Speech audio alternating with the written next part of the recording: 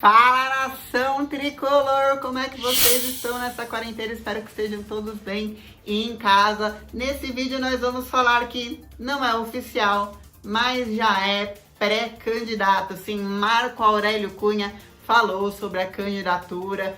Vou tirar sua ansiedade se ele virá ou não contra o Casares no final deste ano. Vamos falar também, e aí, tá voltando o futebol lá no Rio de Janeiro, já tem clube falando do Campeonato Carioca, volta aos treinos, jogos. Como é que vai ficar a situação aqui em São Paulo? A Federação Paulista de Futebol fez uma reunião com o presidente dos principais clubes daqui de São Paulo e já existe um posicionamento que eu vou te contar também. E por fim, você que adorou vencer o Mundial no domingo, vamos agora conquistar a Libertadores pela primeira vez em jogo histórico neste domingo. Manto sagrado, cervejinha gelada, eu conto com você. Tudo isso depois da vinheta.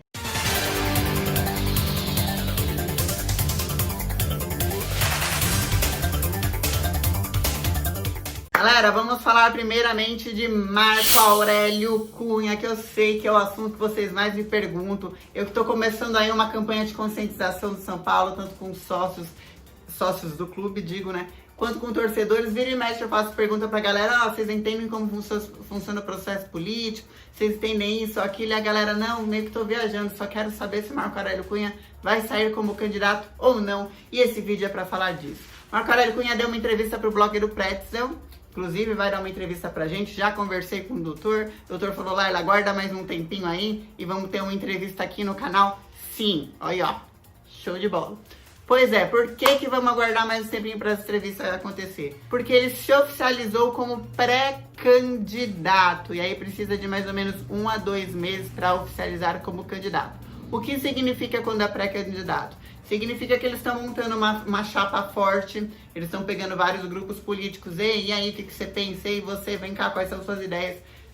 Une uma chapa bem forte que dê para bater de frente com a outra chapa que já está pronta, que é a chapa do Casares e do Leco. E aí, dentro dessa chapa forte, é feito uma pré-eleição. Ó, tem esse cara aqui que acha que pode ser um bom candidato, e tem esse daqui, vamos votar entre nós quem a gente acha o melhor e o mais forte para essa eleição. E aí o próprio Marco Aurélio Cunha diz, fala, olha, eu me considero um ótimo candidato, mas existem outros ótimos candidatos também. Eu não tenho uma obsessão de ser o presidente do São Paulo. Se eu puder ajudar um outro candidato da minha chapa que eu considere muito bom, eu vou ajudar também de qualquer forma, mas eu já estou oficialmente como pré-candidato na faixa.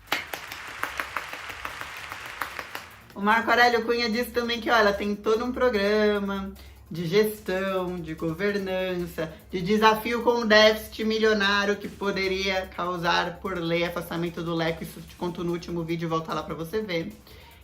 E eu estou fazendo esse programa, estou vendo o programa de outros pré-candidatos também. E é isso que está sendo discutido agora. Só que no final da entrevista que eu quero ressaltar é que o Marco Aurélio Cunha falou sobre o Raí. Marco Aurélio Cunha, que agora em teoria, como ele não está sendo parte da faixa que está sendo apoiada pelo presidente Leco, é oposição, podemos dizer assim, falou sobre o Raí. Ele falou, olha, é muito injusto o que está acontecendo atualmente com o Raí. Eu vejo muitos torcedores falando mal dele nas redes sociais.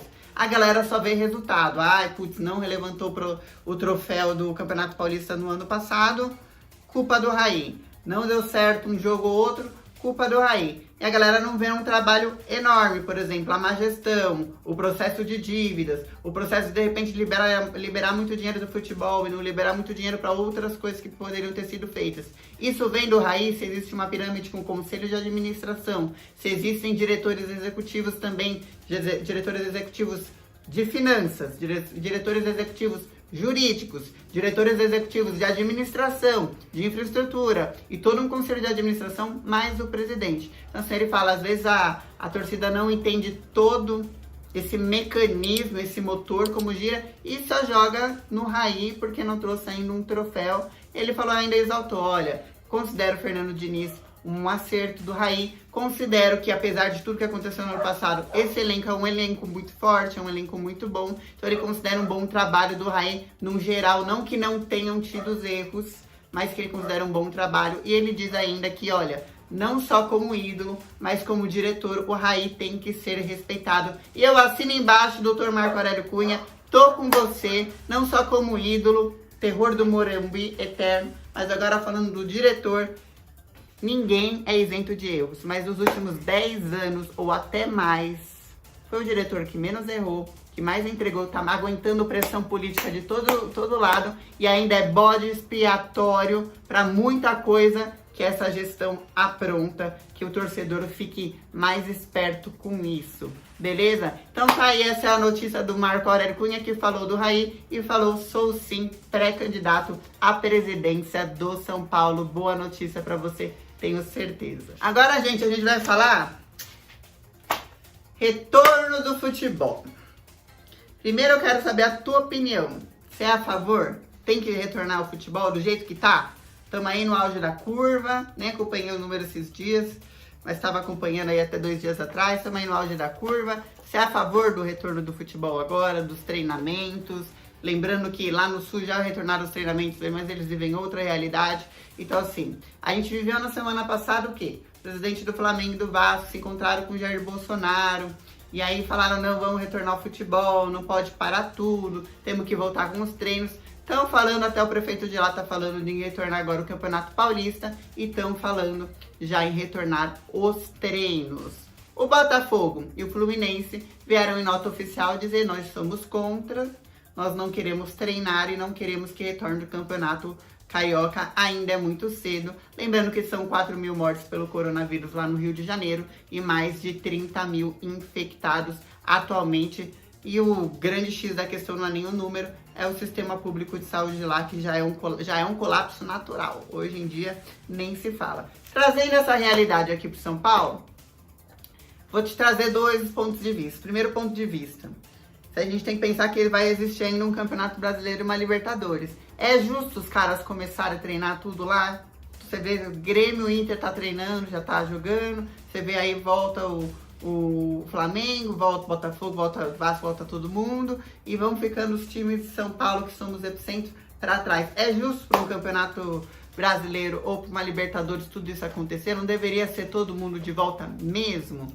Não sei. Aí o Brasil é muito extenso, muito grande, cada um vive sua realidade. Comenta aí sua opinião em relação a isso. E aí agora vamos aqui para a reunião da Federação Paulista de Futebol, que foi pela internet, né?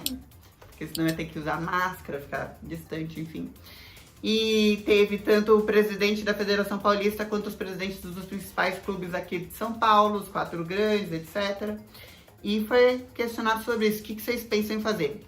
Primeira decisão. Eles decidiram que vão testar todos os jogadores no mesmo dia. Então, assim, eles ainda não tem uma data certa, mas provavelmente nos 10 dias mais ou menos, vai pegar geral do Santo André, de São Paulo, do Palmeiras, do Corinthians, de todo mundo, e todo mundo vai fazer o teste de coronavírus.